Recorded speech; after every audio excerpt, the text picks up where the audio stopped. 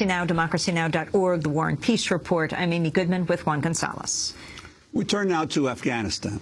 Defense Secretary Leon Panetta has made an unannounced visit to Afghanistan to discuss the Obama administration's plans for its troop presence over the next several years. The White House has long billed its 2014 withdrawal deadline as an end to the Afghan war. But reports have recently surfaced it plans to keep some 10,000 troops in Afghanistan well beyond that date. Panetta explained what role the U.S. will play in Afghanistan after the NATO combat mission ends. We are going to maintain an enduring presence in Afghanistan beyond 2014. We will be drawing down our forces. Obviously, the Afghan army will assume full responsibility for the security of the country, but we will be there to provide support, to provide training, to provide assistance, to provide help on counterterrorism, and to provide support for the forces that are here. So we will be maintaining an enduring presence here. While the U.S. military is preparing to extend what is already the nation's longest war, new ties are emerging between the peace movement here and in Afghanistan. The group Afghan Peace Volunteers recently invited international peace activists to help launch a campaign called 2 Million Friends for Peace in Afghanistan. Since 2 million Afghans have been killed in the last 4 decades of the war and occupation, they called on 2 million people from around the world to counter this history of violence by pledging their friendship to the people and youth of Afghanistan. Nobel Peace Laureate Mairead Maguire spoke at the ceremony in Kabul. Do you remember that 2 million people from Afghanistan have died in violence and in war and in killing? We're here today to remember every single one of those people who died needlessly. And for this, I am sorry. And I say sorry to the Afghan people for what the governments of the US and NATO and other governments have done to the Afghani people, and I say, not in my name. Nobel laureate Mairead Maguire. Well, for more, we're joined by 2 guests who recently returned from Afghanistan. And Wright, retired Army colonel, former U.S. diplomat, spent 29 years in the military, later served as a high-ranking diplomat in the State Department. In 2001, she helped oversee the reopening of the U.S. Embassy in Afghanistan, where she served as deputy chief of mission.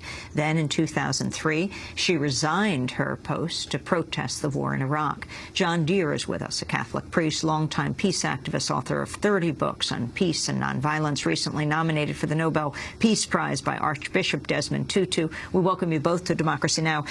John, you returned just 2 nights ago from Afghanistan. Why did you go? What did you see there in your response to Leon Panetta's surprise visit to Afghanistan? It was such a revelation. I wanted to go. It's my first time and been working for 11 years denouncing this war. And we were invited with the Afghan Peace Volunteers, this small, intentional community of young people working for peace and nonviolence, to launch this campaign. So I've always wanted to go, but to actually see, I mean, from the air, it was like 1,000 miles of the Alps and the rugged terrain, which we call the graveyard of empires, the poverty, the legacy of war, the corruption, the pollution. It was very hard to see the suffering of the people and this ongoing cycle of violence. And everywhere we went, we heard, end the war, stop our suffering, do what you can, tell the people of America to continue to work to stop the killing now. In the midst of so much suffering and injustice, it just boggles the mind. Here are these 25 young people in Kabul who've committed their lives to Gandhian nonviolence. And Anne and I and Mairead have traveled the war zones of the world, and we've never seen anything like it. Their steadfast dedication. They're doing public peace marches. They built a peace park in one of their villages. They're bringing in internationals. They're doing Skype sessions with young people around the country, and they're continually calling for an end to the war and the killing. And so they invited us to join them Tuesday with this UN official to launch this call. And again, I'm just learning so much being there. 2 million people have been killed in the last 4 decades. 10 years of the Soviet occupation, the civil war with the warlords who are all still there working in the Karzai government, the Taliban oppression, and now 11 years of our war and occupation. And these kids, at great risk to their lives, all of them have lost friends and loved ones, standing up and being a beacon of light and peace. So that's why we went there, to offer them some solidarity. But it turned out to be a great experience for us as longtime activists. And the message, too, was that we would share with activists and all your listeners is we have to continue to work to end the war and try to begin a new road toward healing and recovery. And Wright, of course, this is not your first time in Afghanistan, but I'm wondering if you could reflect on the changes from the time when you were a diplomat there, and now as you're hearing Leon Panetta talk about an enduring presence of the United States in Afghanistan. Indeed, I was there 12 years ago as we reopened the embassy. I've been back 3 times now.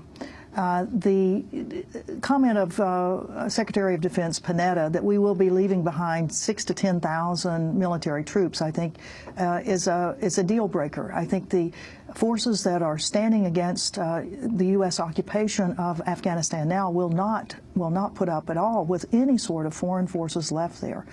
So as President Karzai and President Zardari of Pakistan are meeting in Turkey just these last 2 days on a roadmap for peace, which is kind of taking the roadmap out from the hands of the United States, which has been trying to weasel its way in after it spent billions, if not trillions of dollars on war in Afghanistan.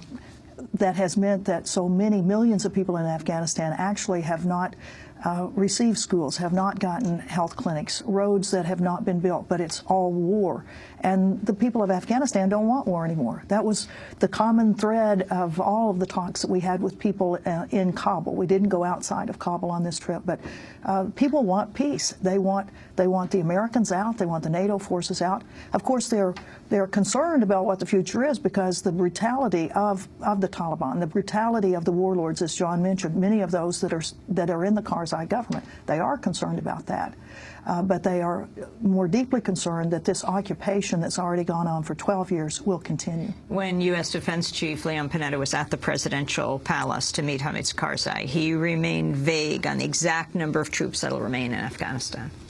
With regards to the number on the enduring presence, that will be an issue that will be discussed by the President with President Karzai in consultation with him.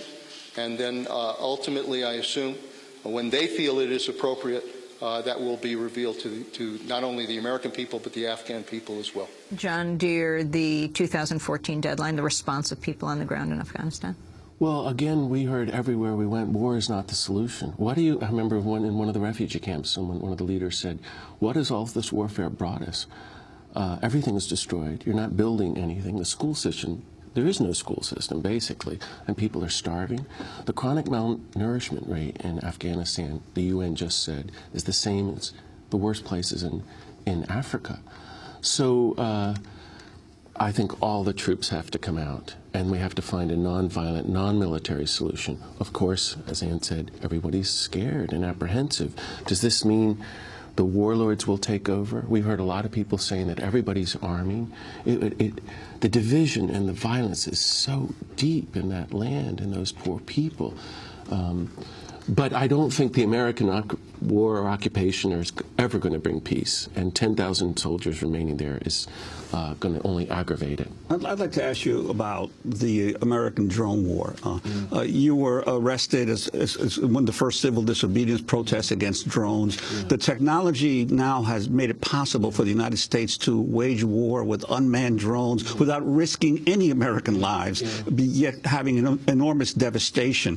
Could you talk about this new level now of drone warfare? It's so horrific and scary and inhuman, and it meant so much to me because of our action with the Creech 14. We had crossed under the headquarters of the drone, under the base in Nevada, and were arrested a few years ago. And the youth who are practicing nonviolence have all lost loved ones. And I spent a lot of time interviewing them, and they told me details about their rural villages.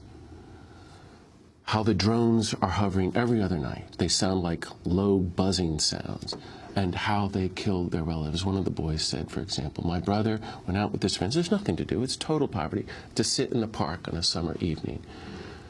And the drones blew up all the group of young people, and there was nobody left.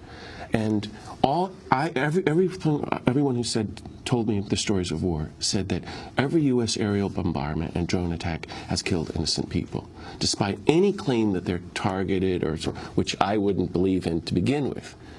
They're killing countless women and children and innocent people. So they're also terrifying the people, and the money going into this, when meanwhile they're starving and there's no water and there's no schools and so no jobs. This is it's horrific evil that we're wreaking upon these people, and it's not bringing peace. This is not working. So that's why I don't believe any of this lie. Right, you've also been arrested in the drone protest. This news just from last night up near Syracuse, something where 13 to 15 anti-drone protesters convicted of trespassing Thursday night, 5 sentenced to 2 weeks in jail. The protesters charged after they spent more than 2 hours on June 28th at Hancock Air Base's main entrance while attempting and failing to deliver a citizen's indictment for what they're calling Reaper drone war crimes committed at the base. And hooray for them. I was part of the Syracuse 34, or the Hancock 34, the first group that got arrested up there, and there's been a series of arrests there. They are really taking the military to task in Syracuse, and rightly so. The drone warfare, where in Afghanistan this last year, 447 drone strikes already this year, the highest number in the history of Afghanistan.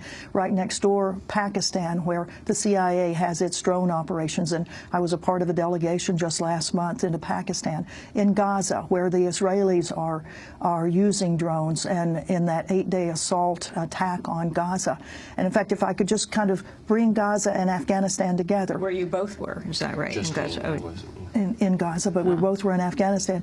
As we were talking to some seamstresses that are being hired, so to speak, by the Afghan youth volunteers to sew comforters that can then be given to people in these internally displaced camps to try to keep them alive during this harsh winter. One of the seamstresses, a woman of very limited education but great heart, she said, as we were talking to them, we are so concerned about ourselves, of course, but I want to tell you about other women, and we've heard about the attack in Gaza and women in Gaza that have been attacked by drones. And this bringing together of people of conflict, people that are living in these occupied lands now, is so important. The drones are horrific. The image of the United States stinks throughout the world, and these drones have a heck of a lot to do with it. Yeah. John Deere, as you were in Afghanistan, we were broadcasting from Oslo, Norway, the 2012 Nobel Peace Prize ceremony. There were protests of hundreds outside the day before that the European Union was getting it this year. You've been nominated for a Nobel Peace Prize. Your response to this year's award? Well, it's just outrageous and tragic and sad that this war is going. I mean, the award is going to, I don't even know how to describe it, a group of nations that are leading war around the world. But it was very hopeful that our friend, Mairead Maguire, my friends Archbishop Tutu and Adolfo Perez Escobar, what happened was they issued an open public letter denouncing the award. Unprecedented in their Nobel laureates. Right. And they called for the committee to resign, and that the Nobel Committee should be, like the Nobel Award for Literature, should have experts in literature. We should have peace experts give out the award. Well, what's happened is that sparked a serious discussion within senior levels in Sweden and Norway, and I feel that's hopeful.